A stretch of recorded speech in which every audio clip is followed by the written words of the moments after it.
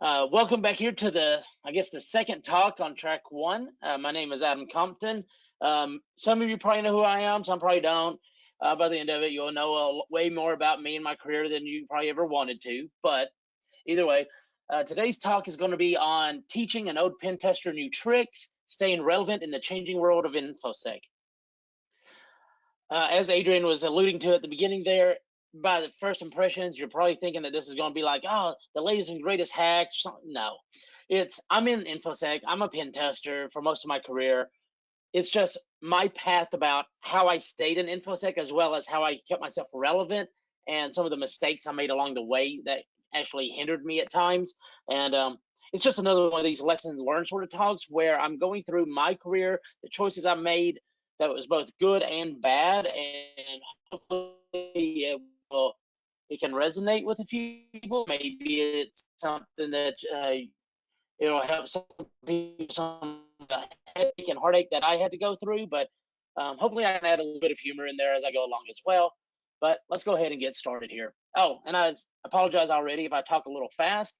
I've had way too much caffeine this morning, and I'll try to take a couple of breaths in there and slow down as I go, but if I do start to get too much, just deal with me. And when you watch it back later on YouTube, you can put it on like 0.75 speed and it should be fine. So, all right. So thank you all very much for coming out this morning. So can I technology? There we go. The obligatory bio slide. Who am I? My name is Adam Compton. I've been doing pen testing. I've been in InfoSec for a better part of 30 years. I've been in pen testing itself for about 20, 22 years, something like that, give or take a year or so in there for sabbatical. But so yeah, I currently work for a great company called TrustedSec. This is going to they'll come back later on in the presentation. I'll be talking about them a little bit just as part of my career path.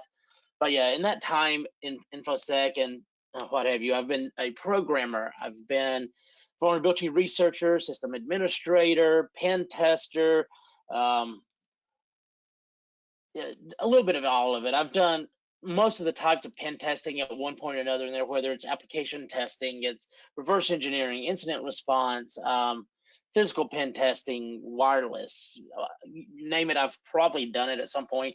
Not to say I'm an expert at any of it, but I've been there and done that for a lot of it. So I have a little bit of an understanding about a lot of things that's going on in InfoSec, enough just to nod my head and go on as other people are talking. But so yeah, and of course, as Adrian also said, I'm a fellow hillbilly here, but I'm from Eastern Kentucky originally. I did spend a good 6 or so years down in Knoxville, and loved my time down there. But time and change happens to everybody, and we ended up moving back up to Kentucky. So I hope to make it back down to BSides next year and see everybody in person. All right, yeah, this is a little bit, it looks like a busy slide, but this is in one screenshot my career. I'll briefly touch on this and then we'll start walking through it in a more just fluid manner after this. But started out at University of Kentucky in a CS and mathematics degree, got some Unix admin experience in there, got into Unix pen testing. There was some programming in there as well. Ended up moving, getting into some Windows pen testing, getting burned out like many people do after, I think that was probably a good 7 years in pen testing at that point. I got a little burned out, went and did some non-pen testing stuff, got back into pen testing, saw some changes in the environment, things I needed to reevaluate. I got back in there, and that's where I am right now, moving into the future. That is a very brief survey of that, but we're going to be touching in here, and in there are some definite areas. Like I started out in one thing, moved into pen testing, moved into a different type of pen testing, and due to various circumstances got a little burned out, wanted something different to do, got back into it. And as I said, I started realizing my career path, where it led me to, where I wanted it to take me to, and what I needed to do to get there, and how I had to do some course adjustments to get to where I wanted to be. And all this we'll touch on as we're going through. Keep in mind, at the end of this talk, I'll have time for some questions. I'll be in Discord afterwards if anybody wants to chat with me there. You'll have my contact information at the end. I can be reached, Twitter, email, what have you. You can reach out to me. So let's go ahead and move on down here. As I said, Around 1994 or so, I started at University of Kentucky as an undergrad. I went into computer science and mathematics, mostly because there was no computer engineering or computer security or anything like that at the time. The closest thing, actually, when I first started, they told me there was no computer science degree, which I quickly found out was a big lie. But that aside, I got into computer science, mathematics, went through that, loved it. By the time I finished and graduated, there was a computer engineering degree, but I didn't want to go back and change majors at that time. One of the first major stepping stones for me in my career, though, was as I was at the University of Kentucky, there was a lot of universities have this, I believe. It's called a cooperative education program. It's where you sort of intern with various companies to gain on-the-job experience, things of that nature. You do like one semester at the company, one semester back at the university, bouncing back and forth. It adds like a year and a half to your degree. I was willing to take that at the time because all I knew I wanted to do was something with computers. I didn't know what. I didn't really have any background. Yeah, in classes, I was doing programming. I was working in the Unix environment, just some basic stuff, but I wanted to do something with computers. I've been in computers ever since I was a little boy. But so I signed up for the co-op program, and the co-op program was with the Department of Defense. I actually did 4 different tours with the Department of Defense as a co-op, bouncing back and forth through there. I graduated at the end of 1999 or something like that. Honestly, I don't remember. I really should, but I don't remember. But in that time as a co-op, I would spend 3 to 6 months there at each time, depending on how it was laid out. I did everything from real-time software development, like development of real-time software that had to run in near real time to analyze various things. I did some Unix administration. I did some, what else was there? Database administration. One of the great offices I worked in was a real-time or quick turnaround code development. The office I was in partnered with another office. They would get various pieces of data that they needed to be analyzed. If they didn't have anything to do it, they'd call over to my office and say, hey, we need something that can process this. And you'd have under an hour to get some piece of code, software written to do that. They didn't care what language it was in, as long as it worked in their API structure, it would work. So I got really good at writing quick turnaround coding that way. But one of the things that this whole process taught me was focus.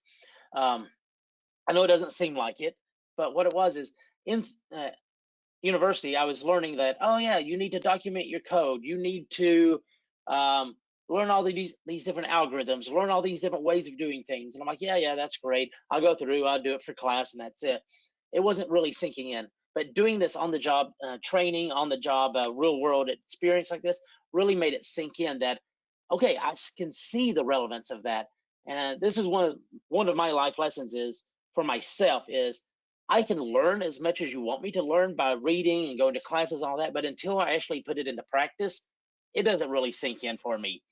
And I will say that my professors actually noticed a difference when I went back after each tour, especially the programming ones, that my programming became much more structured and more professional, if you want to call it that. But yeah, it was just one of those life lessons that to me helped me grow as a professional. None of this is pen testing. This is all just intro to my InfoSec career. So I graduated. I was offered a position by the Department of Defense. I interviewed around a few different offices. This is prior to graduation, a couple months. And I found an office I wanted to go into. I think it was like a mainframe or like large cluster Unix administration systems. I'm like, great, sounds interesting. I want to go into that. There was going to be some programming, scripting involved. I was all gung ho for that. So I graduated. I showed up at the new hire office at the DoD, and they're like, great, you're here. Your office doesn't exist. Sometime between the time I applied there and got accepted and I showed up, that office had been reorganized out of existence. So they told me you had to find a new office. I've told this story other times, various things. So I started looking around, and the one office I ended up in, they're the ones that was the most interesting to me at the time, and one of the first ones that responded to me saying I could work in their office was a pen test group. It was an office that was broken down into 3 groups. It was a Unix team, a Windows team, and an infrastructure team. That infrastructure team included everything from routers, switches, to printers, to VoIP devices, to anything that wasn't Unix or Windows fell under infrastructure. It's sort of that grab bag. Because I had some background in Unix, I fell into the Unix category there. And yeah, it was there. I spent a good 6-7 years in that office deep diving into Unix. I learned as much as I could about Unix. Unix was my life while I was there. And this was my first trap for my career, for myself, looking back at it. Because I spent so much time in Unix at the neglect of everything else, I wasn't very familiar with everything else. I had a Windows desktop at home that I played some games on a lot, but that was it. I didn't do any security for that. I didn't concern myself with Windows security. I didn't concern myself with infrastructure security, because in my job, we had other teams that did that. I was concerned with Unix security, Unix pen testing. I did a breadth of knowledge in Unix, whether it was IRIX or 264 or SCO or Sunos, Solaris, HPUX. We tested anything that was in existence in the DoD environment. And some of them I deep dived into, like Solaris or HPUX, things of that nature that was more common. But I lived in that world. I got really good in that world. I could break into most systems at that time. Most, not all, but most, given time, given availability, and all that. But keep in mind, this was up through about 2006. It was a different world back then too. We didn't have as many or as complete tool sets as we do now. Yeah, Metasploit existed. It was written in Perl, and it had like a dozen exploits in it originally. Nmap had been around, but you were still using tools. I remember that like Satan and Saint, etc., were big ones for the Unix environment. You had Cops and CyberCop and Red Button with the exploit, or it was an exploit, and things like that. It was a different world and different time. One of the most common operating systems we came across was, like I said, Solaris. The Windows team, I think, was like Windows XP and Windows 2000, maybe 2003 as the years went on, but it was not the kind of exploits and attacks that you see nowadays. But at that time, I was learning as much as I could about Unix. I thought I was doing really good at it. At least my ego made me think I was doing really good at it, and I thought I was a good pen tester because I was good at that, not realizing I was not good at the rest of the world, or Windows and all that. So as happens to everybody, life happens, and I got married and everything else, and we wanted to move away from the DC area. So we started looking around, and we found East Tennessee, Knoxville area, because I had some friends that lived in the area, and I applied at various places there, including Oak Ridge National Labs and a few others. And through word of mouth and interviews, I ended up working at a little security company there in East Tennessee, called Sword and Shield. It doesn't exist anymore. It got bought out by another company a year or so back. Still have lots of friends in the area. But while I was there, one of the first things I noticed was they don't just test in a Unix environments, and they didn't have just a Unix team. Everybody was sort of a grab all for everything. I mean, that was fine. I was good at pen testing, so it wouldn't be an issue, until I realized I wasn't good at pen testing. I was good at Unix pen testing. So I had to give myself a crash course, went over my standard process at this point. I learned from this point forward was I look at previous reports, or the reports that are going out to customers that team members have done, see what they're doing, what they're testing. If there's any internal documentation at the company, I would look at that, see what's going on there, having a good time with that, see what kind of tools are being used, talk to my coworkers, try to learn from them, things of that nature. And I started out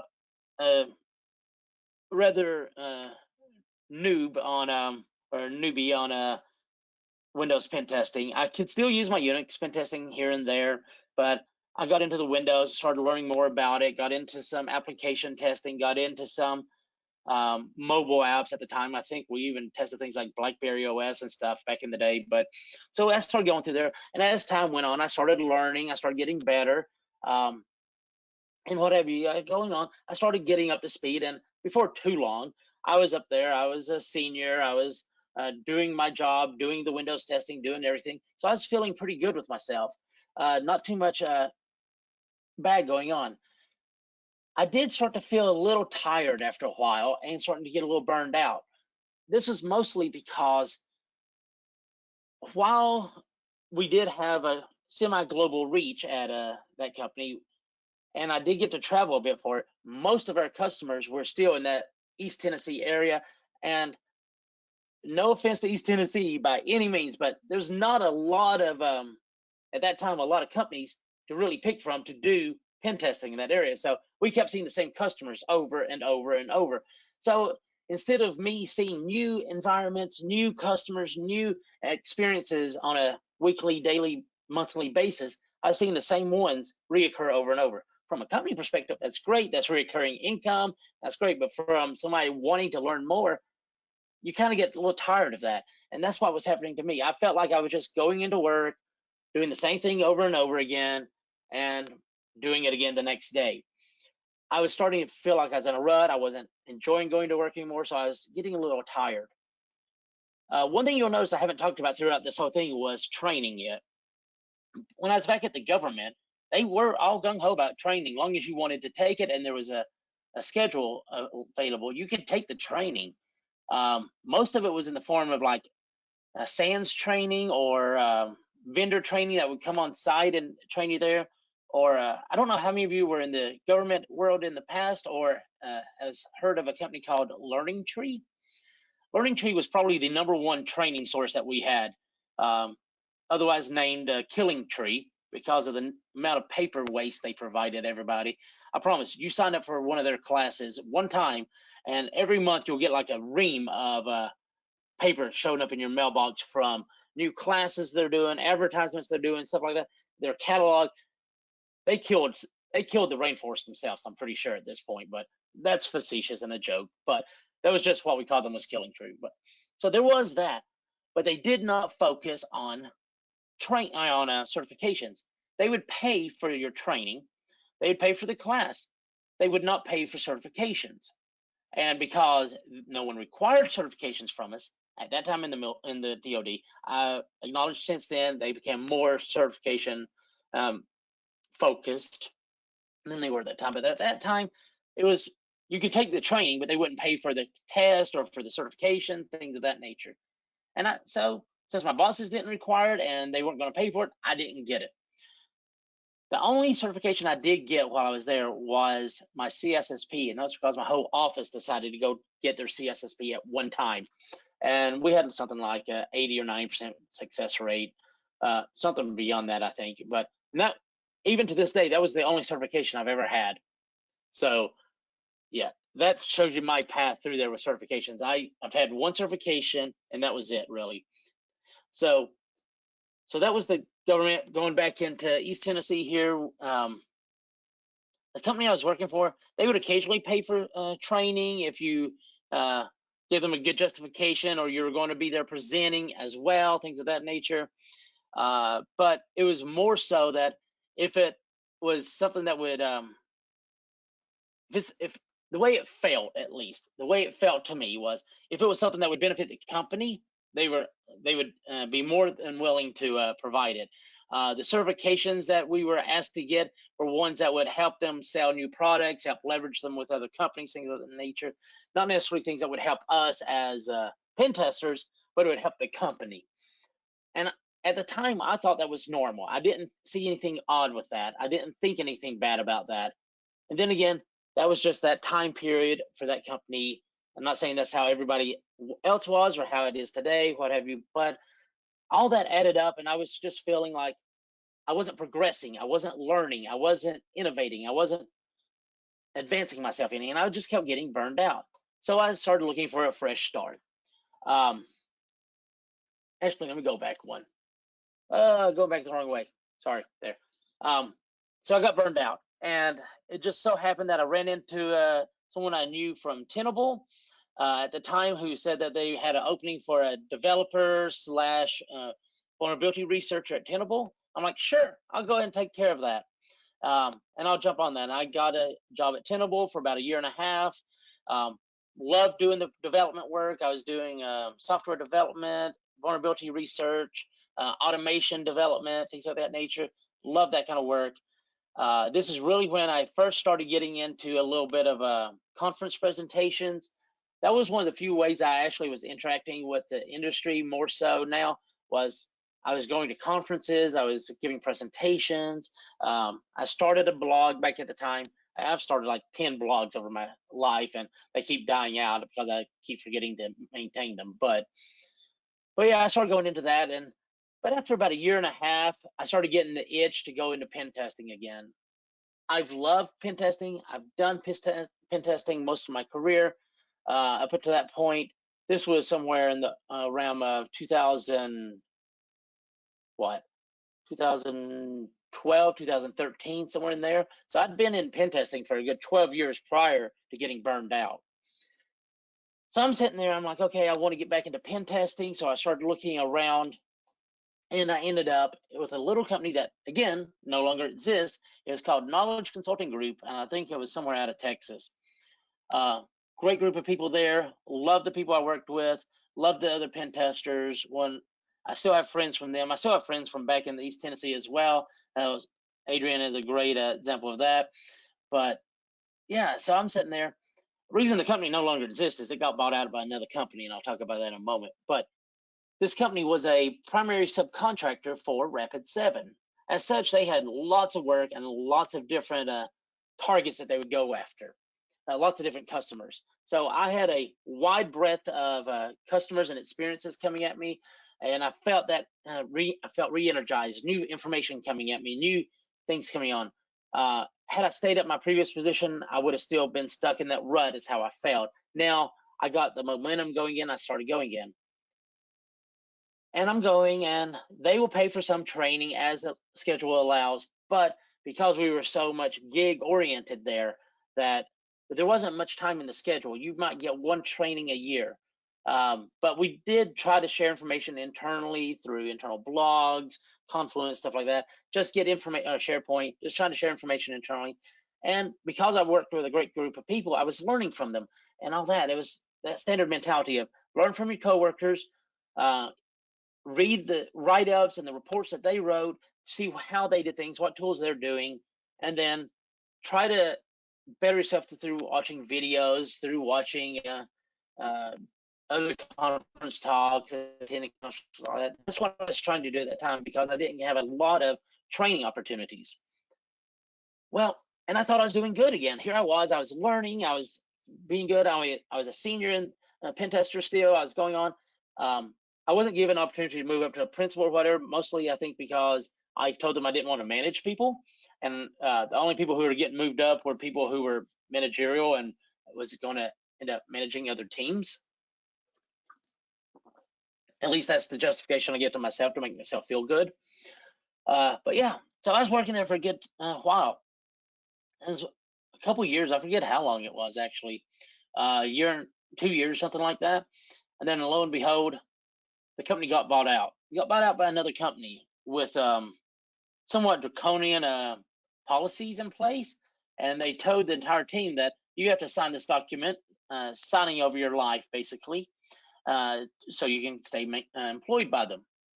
And we asked them what happens if we don't sign away our life and everything we own and our firstborn children. They're like, well, you won't have a job with us. So over half of the pen test team didn't have a job at that time because we didn't want to sign it, and so we all left. The place I ended up at was Rapid7, the people that I had indirectly been working for already as a subcontractor. Let me take a step back and go back to the government. I'm going to go back and give you another view of my career up to this path. I was back in the government. I learned what I needed there to do my job. Did I go out and try to learn Windows? No. Did I go out and try to learn architecture? No. Did I accidentally pick up some stuff? Sure, I picked up some stuff as I was going along, just from working with other team members, but I was focused on Unix. I was focused on my job, making my job as best as I could, satisfying my customer, my boss, things of that nature. When I went to East Tennessee and started working in Windows and Unix and other things, did I go there and try to innovate? Was I trying to lead the pack? Was I trying to do that? No, I got good at what I was doing. I was good at targeting my customers, but that was sort of it. I was going for the good enough sort of mentality. Sure, I will admit I was probably good at what I was doing, but was I a leader in the field? Probably not. Was I an expert in any one of those fields? Again, probably not. I was doing what I needed to keep my customers happy, keep my boss happy, and keep myself employed. So I was doing the getting by. Uh, I still wanted to, sort of like in elementary school, high school, whatever, you're doing just enough to get that grade you want, but you're not going to kill yourself to get that perfect score. That was the mentality I was going through, sort of thing. And that, for some reason, that's just the way it fell into my lap as I was going through. That's the way I was dealing with it. Same thing at Knowledge Consulting Group, but the people there had knowledge I hadn't seen before, so I had to wrap myself up to stay up on par with them. But then again, did I try to go beyond that? No, but I did expand my boundaries. I did expand everything just to get to where I needed to be what I considered a senior in that organization. It went away. I went to Rapid7. I repeat the process. A much larger group of people, again, great people to work with. Got to travel the world with them again, seeing different environments, doing all that testing. But one thing that Rapid7 provided me that other companies did not was they were flush with money. You want some training? Go take the training. You want to do XYZ? Go do that. And we definitely made use of that. I took lots of training while I was at Rapid7. Went out and did all kind of training. Started really diving down into doing conference talks as well. Attended a lot of conferences. I was doing upwards of 7 or 8 conferences a year at one time there. I was there for a number of years. And while I was there, again, I made my way up the ranks. I was one of the considered the senior people there, whether title or not. I mean, I was titled senior, but I was still one of the people who had made my way up the ranks at times. And it was great. They had internal sharing. We were sharing information. We do internal seminars, internal conferences, internal to the company, just one day sort of events where we share nice things that we'd seen, all that. And I really felt that my knowledge had leaped again because I was seeing so many people of different experience levels, of different environments. I started taking on more mentoring roles at one time, and I started doing all this, and I started teaching one of their internal classes or classes they were offering out, and I was doing all kind of things. So I really felt my career had advanced again, but I still had it in the back of my mind that, or subconsciously, that I got good enough. I got to where I was on par with them. I got to where I was, where I felt I was good enough. I want to think that I was better than I'm remembering I was, but how I viewed it was I was good enough. I was happy. I had a good job. No, there's no complaints. Customers were happy, giving good reviews. Everything seemed good. So at one point or another, it happens in everybody's career, mine more than others. I think it's an issue with me. But I would say if it happens one time, it might be the person's fault. But if it happens over and over, it's probably you need to look in a mirror. Well, I keep having issues with management or upper management staff decisions, things of that nature. Probably it's me. I don't know. But here again, there was some managerial reorganizations going on. The flow of the company had changed a little bit. Some staffing changes had happened. Reorganizations happened. And I just didn't really see the company I had been working for anymore. It was shifting. I didn't see a future the way I wanted it to be at Rapid7 anymore. So I started looking around. Just so happens I saw a tweet from Martin Moss come out from TrustedSec at the time saying, hey, if anybody's looking for a change of career, you might want to consider TrustedSec. I'm like, great. So I hit him up, applied. Sometime later, after interviews, I got accepted. I started working for TrustedSec. Yay, it's one of the companies I always wanted to work for since I knew of many of the people in the past. It was great group of people. I'm like, yeah, I'm going to get up there. I'm going to be working with them. And then I realized that, yeah, there's a different type of knowledge that up until this point, I've been focusing and I've been working with people for the most part who were generalists, it felt like. Everybody was good across the board and had some in-depth knowledge in some areas. That's fine, absolutely. That's how I view myself for the most part, is I'm a generalist with some expertise in some various areas, but I wouldn't call myself a subject matter expert on anything really. First of all, I don't like the term, and secondly, just because I don't feel I really am a subject matter expert. But when I started working here, I ran into people like Ashton and Bollinger and Lang, and ended up with Odvar and all these guys, all these great people who were just amazing at what they do.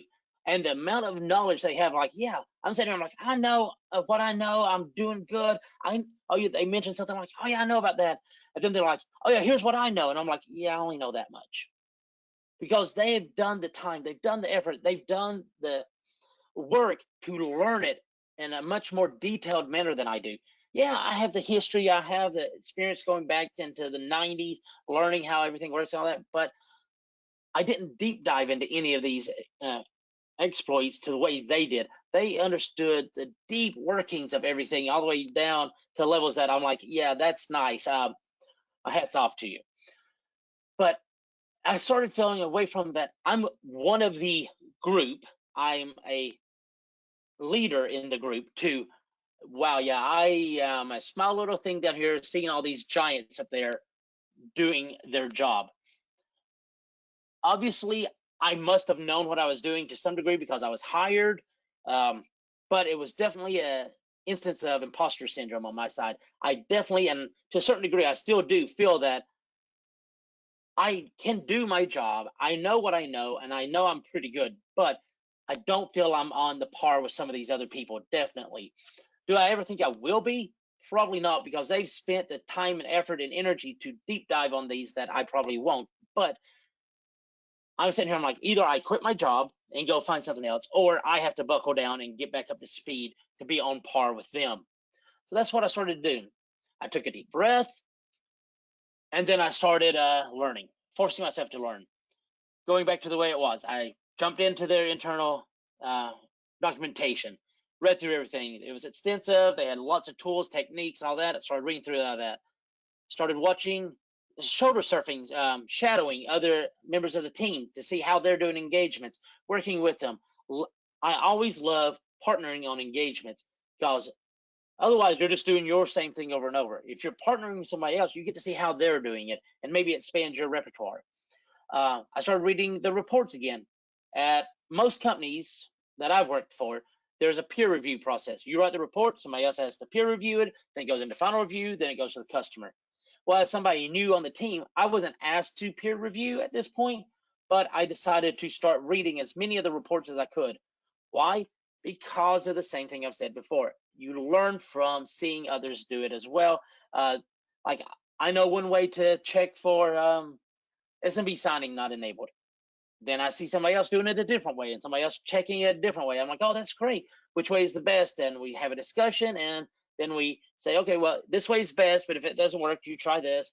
You do that with as many findings and techniques as you can, and you start building up your repertoire again. And I had to do this, and I had to knuckle down and just do it because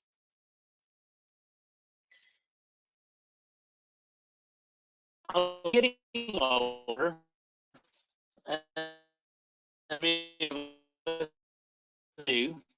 And not young. I stay hours a night studying and I need to. I have family, I have a career, I have a farm, I have things of that nature that take my time. So yeah, I have things I'm going to. So I have to find time in there. So when I have a slot of time, or if I'm not sleepy at night after everybody goes to bed, I'll jump up and I'll go through and read these things and I'll watch other videos. And then I started doing stuff like Hack the Box and Vuln Hub, and I have yet to get into capture the flag competitions. I love Vuln Hub, Pwn to Own sort of things. I love Hack the Box. For whatever reason, that's just one of those things. I don't do capture the flag competitions. I know a lot of people that love them, and I recommend them to people because it's a great way to learn. Not necessarily pen testing, but learning security and various things to do it. Same thing with Hack the Box and all that. So yeah, I've been going through this, and here again, this is a company that is pushing training. They want us to go to training. I've taken some training while I was there. Just for whatever reason, life and all that, I haven't taken as much training as I should. I definitely want to. And as we're going on with all that. So after I'm going on my third year, I'm almost done with my third year here, I believe. Oh well, I have to look at it. I think this in July will be my 3rd year at Trusted Sec. I think I'm finally up to where I can say that I'm one of the team members now.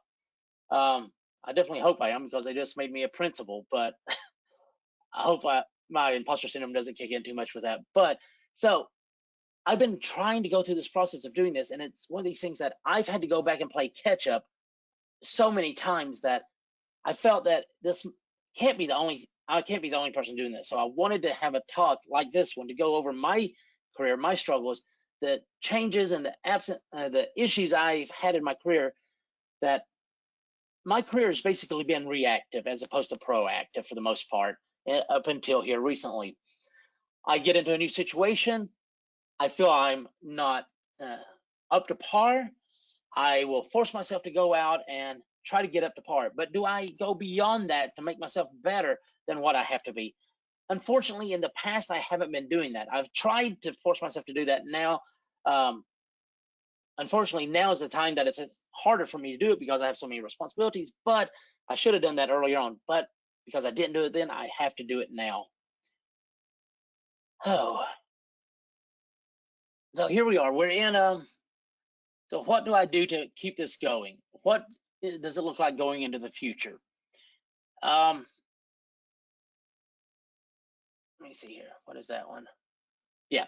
So going into the future, how I'm going to keep myself going is I'm going to keep doing Hack the Box, hack challenges, Vuln Hub, things of that nature. I might get into CTFs a little bit. I'm going to try to take some more online training, at least for the foreseeable future, until conference training and all that is open back up and we're in person. But so virtual training, online training, things of that nature, self-paced training through books, through videos, through wanting to learn something new, see somebody at work mention something, I'll try to dive into it. Probably not into the full degree that they did, but enough so that I have a better understanding of it. Interfacing with others, sharing experiences, maybe get some certs. At the moment, I have none. I let my CSSP expire because I did not want to keep paying that fee.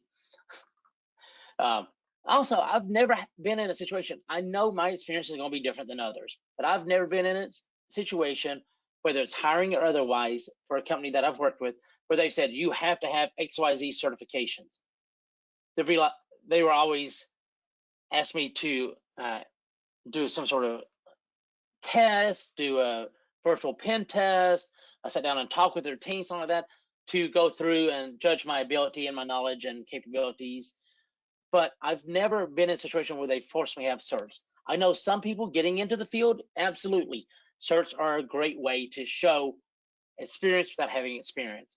I was lucky in that I worked for the Department of Defense doing pen testing after doing a co-op experience that got my foot in the door, and that gave me the experience that got me moving in the career. But I was never forced to get certs. I was never encouraged to get certifications. Thus, I don't have certifications, and I never felt that was something I had to have.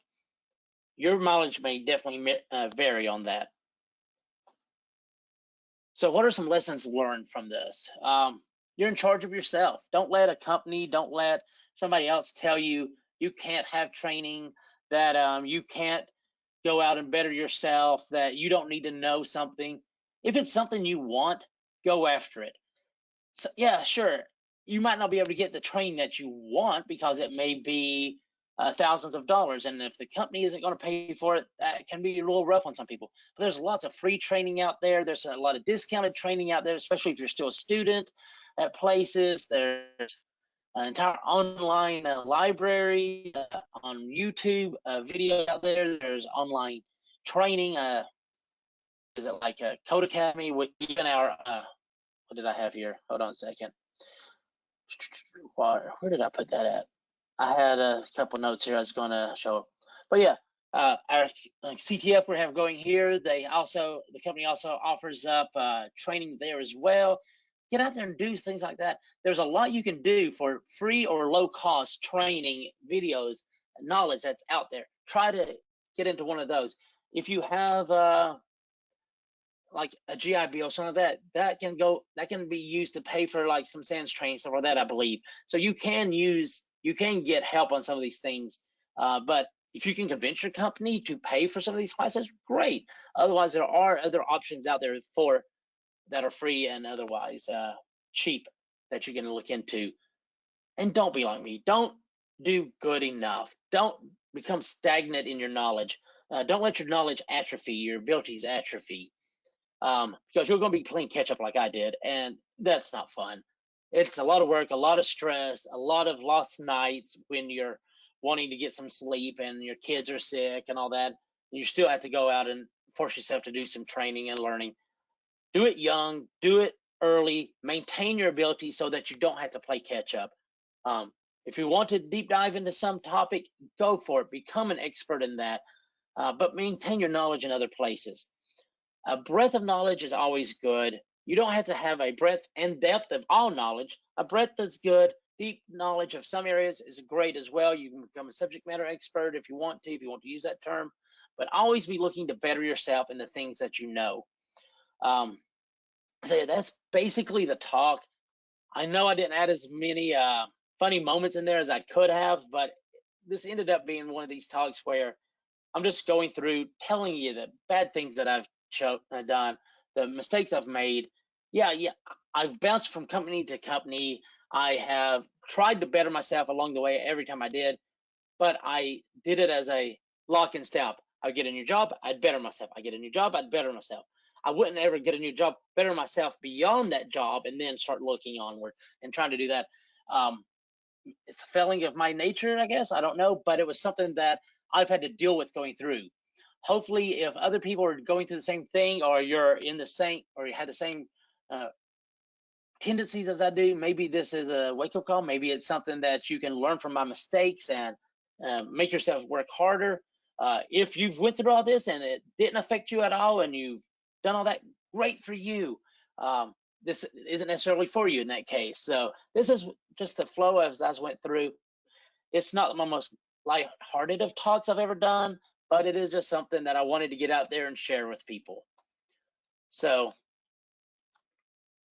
any questions, comments, concerns, just the standard Just a Sec logo there. If you want to reach out to me, I'm on Twitter at Titanus. I have a blog out there at Hillbilly Storytime. I'm on YouTube. I haven't uploaded a video in a while. I really need to get back into doing that. Isolation in the house and all that really cut into my desire to get into that. You have my emails, both corporate and personal there. Thank you for your time. If there's any questions, let me know. I'll be in Discord. Sorry for a depressing talk when I was hoping for it to be more entertaining. Oh, we go. Got a few minutes. There's still a few minutes. Yeah, I can definitely tell some funny jokes in there. But one thing I will say is a good judge I've found in my experience of if you know something, have someone who doesn't understand it and someone who does understand it both ask you to explain it. If you can explain it to the person who doesn't understand it enough for them to go, oh, I get it, then you can also explain it to the person who understands it already for them to go, you're right. Then you understand it. Otherwise, go back and review it, because that is something that's come back to bite me on report readouts. I've written reports, handed them out to the customer. The customer was like, I really don't understand. Can you give me some more insight in this vulnerability? I'm like, yeah, hold on a second. I go look it up real quick. I'm like, okay, here it is. Because I didn't understand it enough to explain it to them. You shouldn't ever put something in a report or try to explain or tell a customer they have a finding if you don't understand it yourself. That's just an experience of mine. If you can teach somebody something, you understand it. So that was just a lesson learned as well. Pentest fail thrown in there, but go ahead. Speaking of fails, it has been pointed out that you misspelled your own Gmail address. The last letter in your last name. Oh my God. Wow. We get a sharp crowd. Yeah. Yeah. And yeah, we do have some questions. I just want to say I put it. If you have never jump back in there. I corrected it. Thank you. There we go. If you've never checked out Adam's Hillbilly Storytime on YouTube, it's fantastic. There's some great stories he's got. Don't take yourself seriously. Don't take yourself seriously. You're gonna make mistakes. Deal with them. And that's the videos. Yeah. But yeah, Yeah, and there's a some lot of funny them are ones just in there. I would admit.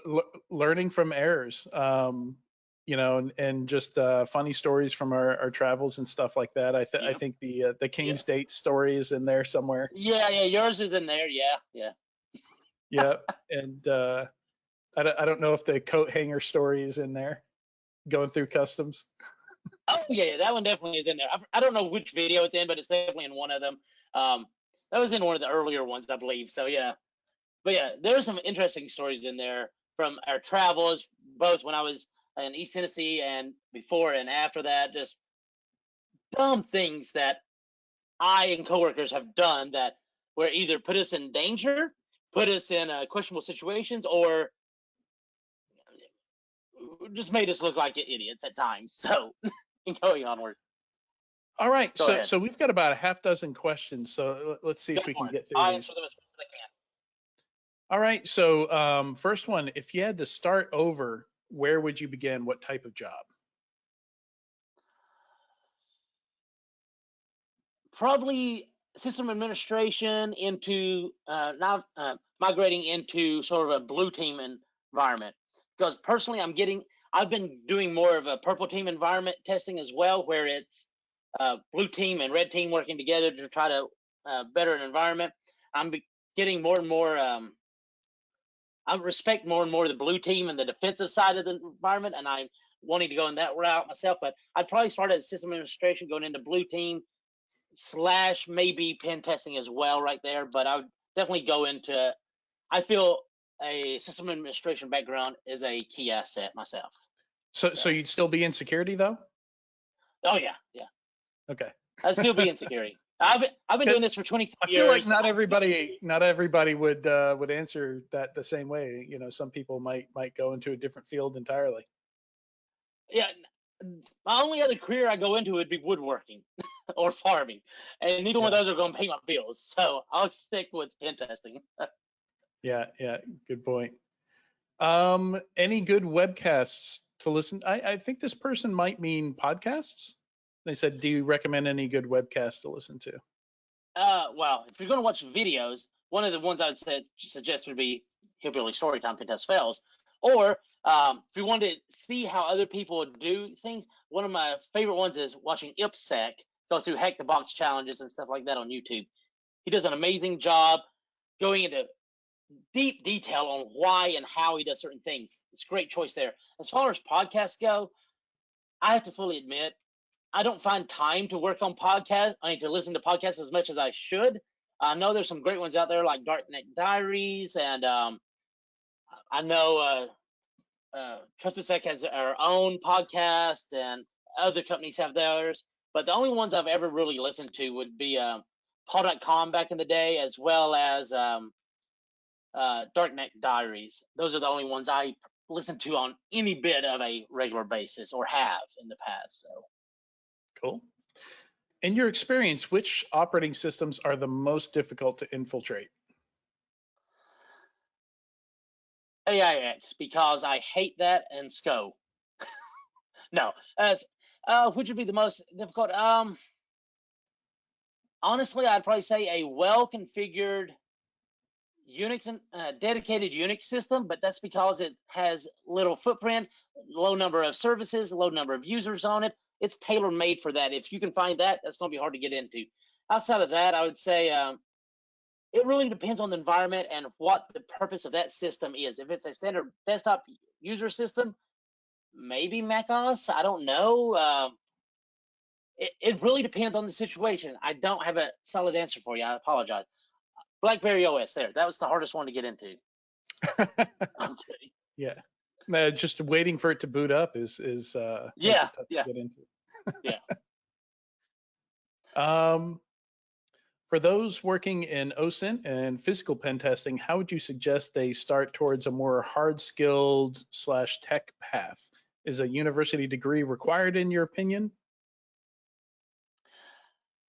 Touchy subject on universities. At the time I was getting into it, there were no other real easy paths to go into InfoSec other than just being what at the time would have been more of a black hat hacker sort of mentality, or government. So I went into the university route. Do you get a good benefit from the university? Yes, you can. Is it expensive? Absolutely. Are you going to be in debt for the rest of your life? Possibly. But I would not suggest going into one of like the InfoSec or computer security curriculums. I would go for more of like the engineering, computer science, just generalized, just get a good knowledge of a bunch of it, and then focus more on whatever your job is needing at the time to figure out which path you want to go down. So I sort of answered the question. I'm sure I skipped half of it. I apologize, but is a university required? No.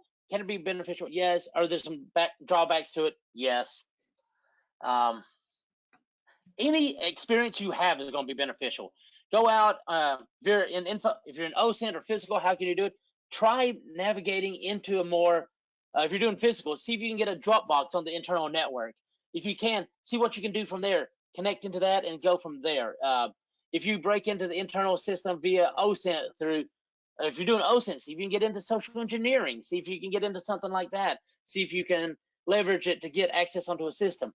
What can you do from that perspective? And start training yourself, shadowing people that do that.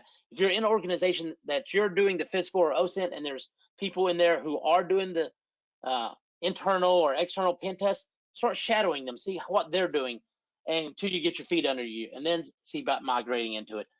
Would I suggest just jumping in feet first? It might work.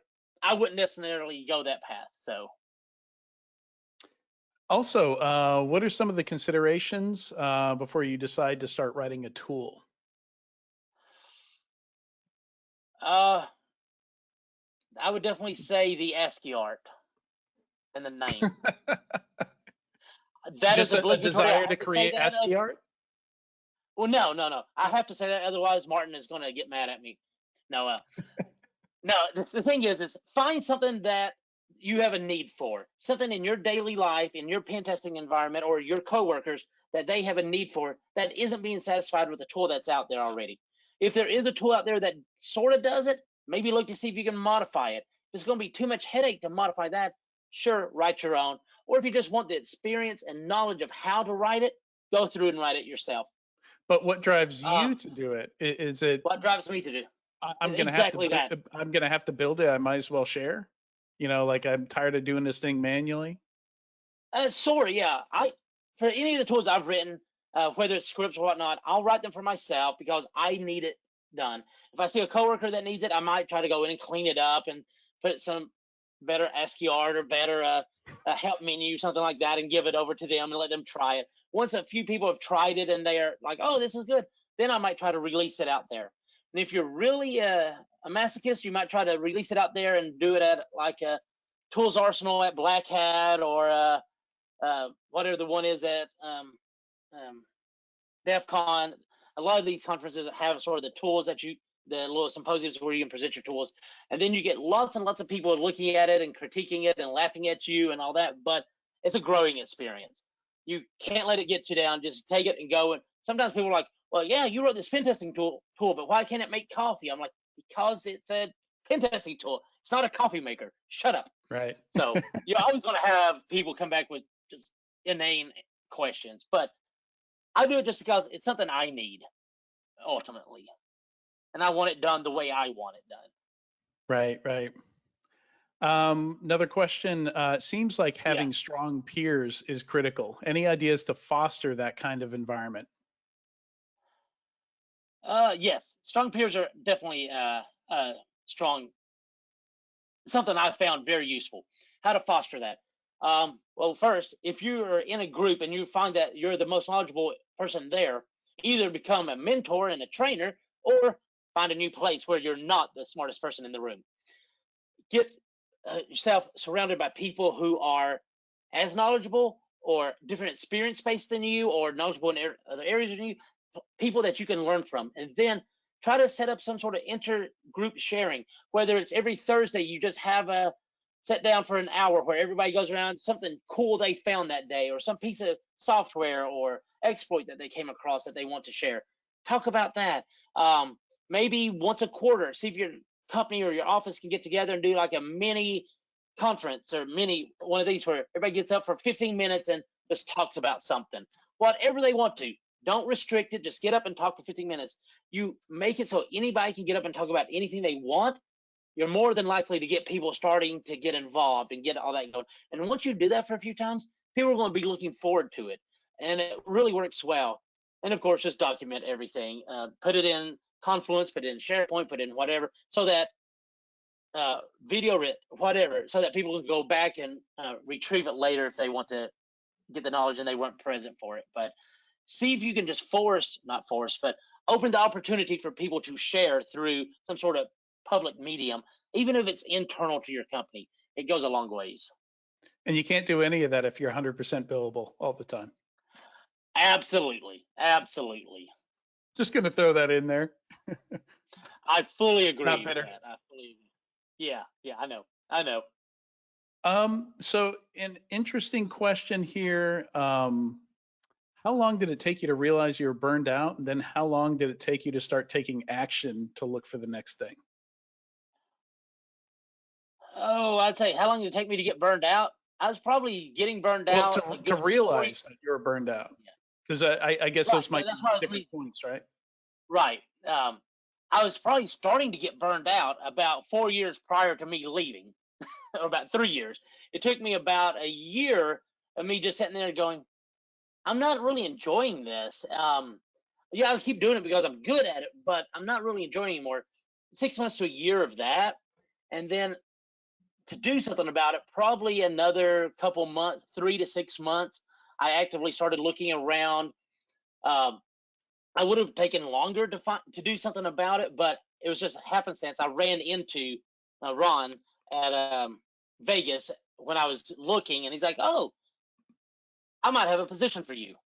Are you still doing XYZ?" And we started talking, and ended up a little while later going over there. And that was a bad day for Bill Dean, but that was another day. You know that day. Yeah, I do. I bought him a bottle of good scotch. I know you did. I know you did. And some good beer. He got a lot of bad news in just in a very short amount of time. So yeah. All right. Well, that was excellent, Adam. It's time to bring our next speaker up. I really appreciate it, and I can't wait to get all this uploaded on YouTube so more folks can check it out. All right. Let me stop showing. Turn off my video, and it's back to you. All right, great.